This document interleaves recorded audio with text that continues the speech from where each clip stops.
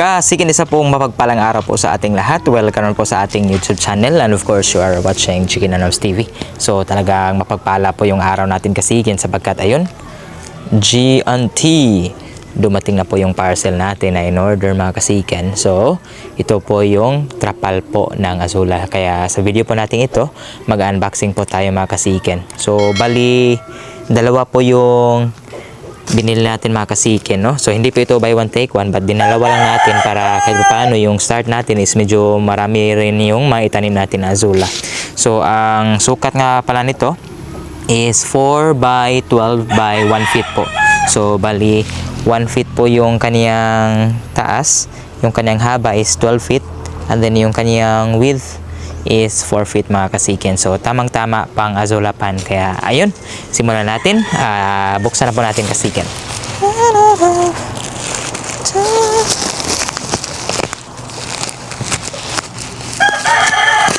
Ang bilis lang po mga kasikin kasi sa Talisay po nakabase yung inorderan natin. Kaya one day lang po dumating kaagad sa atin.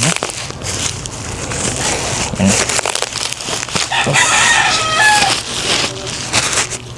So, tingnan natin ang quality mga kasikin.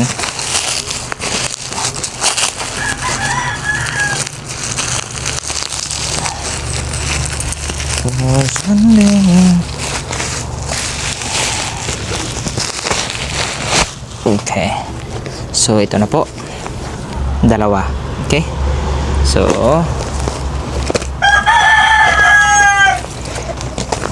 makapal siya mga kasikin. Goods na goods talaga for Azula. So hindi na natin kailangan pang maghukay pa ng lupa mga kasikin sapagkat nakaporma na po ito. So meron pong lagayan dito ng mga haligi, no? So pwedeng gamitan natin madediagwa to para buhay po yung haligi na ilalagay natin. Okay, tingnan natin.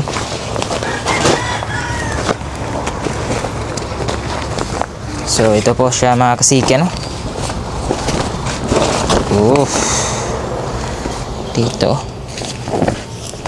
nasan yung ending dito? Walang ending. Okay, here. So ayan, so pag ganyan, pag ganito po yung forma mga kasikin. Ayan. Tapos dito namang banda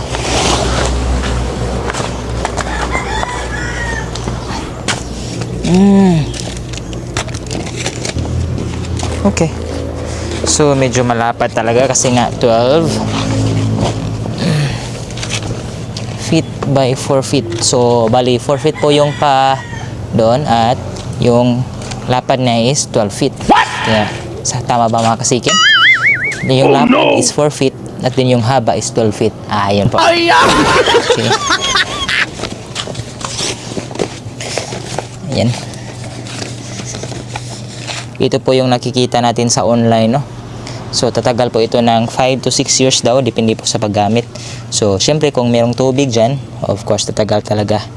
But ayan, so far goods na good. So meron siyang tali. Para saan ba ito mga kasikin?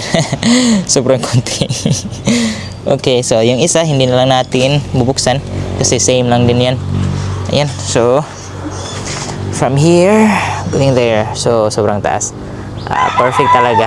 So ang gagawin lang natin mga kasikin, ang gagawin natin ngayon, hahanap tayo ng area na pwede nating paglagyan dito at saka maglilinis na rin tayo nang sa ganun mga kasikin, maihanda na po natin itong ating Azula pond, malagyan ng tubig kasi kukuha pa tayo ng mga manure nito. At the same time wala pa tayong similya ng Azula, kaya maghahanap pa po tayo kung saan ba tayo pwede pong makabili po ng Azula.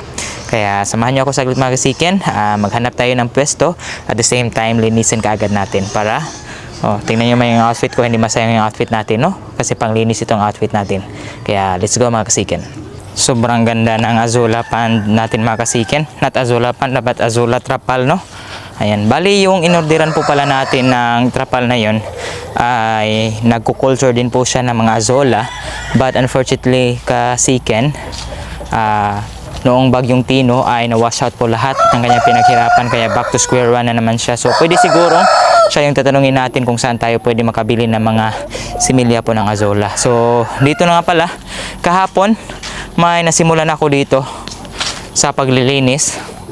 So nasa gilid lang po tayo ng ating ranging area. So ayan, ranging area natin, dito lang tayo sa gilid sapagkat tinanong din natin siya magkasiki, no? So kung ano nga baya yung advisable na pwesto para po sa Azolla. So para po sa kanya ay dapat mainitan yung Azolla from 8 to 12 o di kaya from 12 until 5 p.m. So ditong banda mga kasiken, talagang nainitan ito, naarawan ito 12 until 3 or 4 p.m. Kaya perfect na perfect po itong pwesto na ito mga kasiken. Ang kulang na lang, linisan na natin. So though meron tayong kaunti ng experience sa pag-alaga ng Azolla, but last time po kasi yung mga Azolla ko is namamatay kasi kailangan palang palitan po ng tubig, palitan or mag-add po ng manure. Yun, meron palang mga dapat rin gawin para mapanatiling malusog po yung Azolla. Kaya sa punto po ito mga kasiken, dahil babalik tayo sa pag-alaga, hindi lang patuka para sa ating mga alagang manok, pwede rin nating ibenta kung may mga kailangan, sapagkat dito po sa North Cebu, wala pong nag-Azolla dito, kaya ayun, paparamihin natin. So medyo malawak po kasi yung area natin dito, kaya ayan, pwede talagang dito natin ilalagay lahat po ng Azolla natin, no? So simulan natin sa paglinis dito. So 12 feet mga kasiken, sobrang taas, kaya aabot siguro simula dito hanggang doon siguro, no? Kaya ayun, linisin natin ito mga kasiken nang sa ganon marili na, at of course makapagsimula na tayo sa pag-culture po ng Azolla. So kasiken, dito na po tayo magsisimula hanggang doon po. Siguro dalawa yung Azolla pan natin, so itatabi lang natin silang dalawa mga kasiken, no? Kaya laparan natin yung paglilinis natin. Okay, tingin ko we are good to go, kaya let's go po.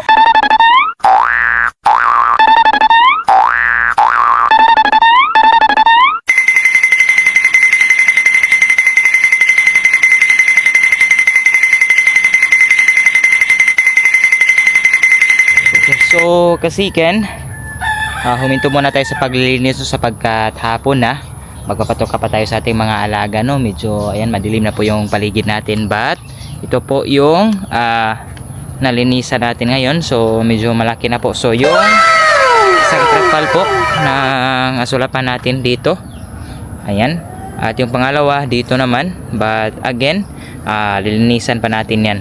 So medyo matatagalan pa tayo dito mga kasiken sapagkat yung level po ng lupa dito is hindi po pantay. So kailangan nating patagin muna. So mga kasiken, sana po talaga ay matapos na natin ito nang sa ganun magsimula na po tayo sa pag-alaga po ng Azolla, para naman makatipid na po tayo sa patuka, at the same time makapag-supply din tayo sa ating mga kasiken na nangangailangan din ng Azolla, sapagkat again sobrang nagtaasan na talaga ng presyo ng mga patuka mga kasiken, no? Okay, so ngayon samahan niyo ako saglit at magpapatuka muna tayo sa ating mga alaga.